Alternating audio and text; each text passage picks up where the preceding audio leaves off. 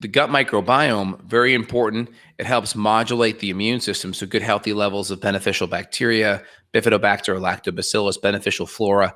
They're going to actually help modulate the immune system. They're going to help with gut permeability, keeping gut permeability down.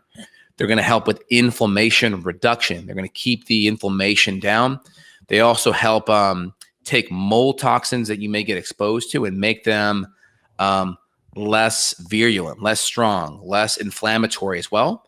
And then also beneficial bacteria are going to synthesize nutrients based on the food coming in. So it's going to take your poop and it's going to take poop and convert it to nutrition, versus dysbiotic bacteria is going to take your poop and make things, take your nutrients and make you more toxic, right?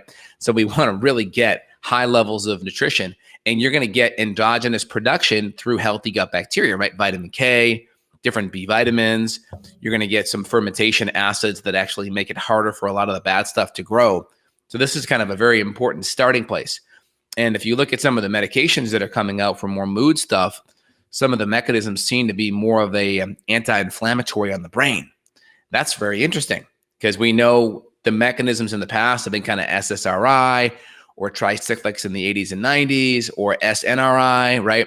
These different kinds of medications. Of course, you have like the benzodiazepines that work on GABA and the different GABA agonists, right?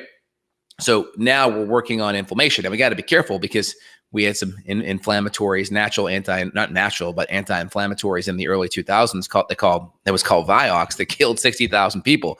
So we got to be careful, because when you use a lot of pharmaceutical anti-inflammatories, there could be side effects. And I imagine if it's on the mood and the brain, you could see strokes and things like that. So we got to be careful.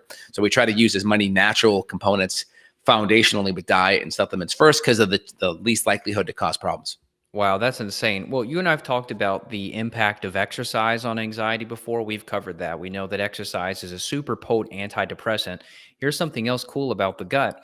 In this particular paper, I put it in the chat for you if you wanted it, but Yeah, it I got talks it. about how lactobacillus strains upregulated BDNF, which is the brain-derived neutropin factor, and that resulted in increased regulation of the HPA axis. Let me Oh, just read that wow. last part again, because that's pretty nuts. Supplementing lactobacillus increase the regulation of the HPA axis. So here we are working with people using adaptogenic herbs, but the cool thing is we're actually fixing the adrenals by fixing the gut too, which is just amazing. And then it goes on further to talk about supplementing with bifidobacteria and how the patients in the study rated an overall happier mood using 6 dimensions of mood, including energetic, uh, composed versus anxious, elated versus depressed, clear-headed versus muddled, confident versus unsure, and agreeable versus angry. So, long story short, this actually improved the HPA axis functionality as well as diazepam. Or there's another one here, citalopram. That's an antidepressant. That's an SSRI. So, long story short, this is pretty nuts. Probiotic therapy reduce the depressive symptoms and improve the HPA axis as well as an SSRI. So there you freaking go. And here's one more thing.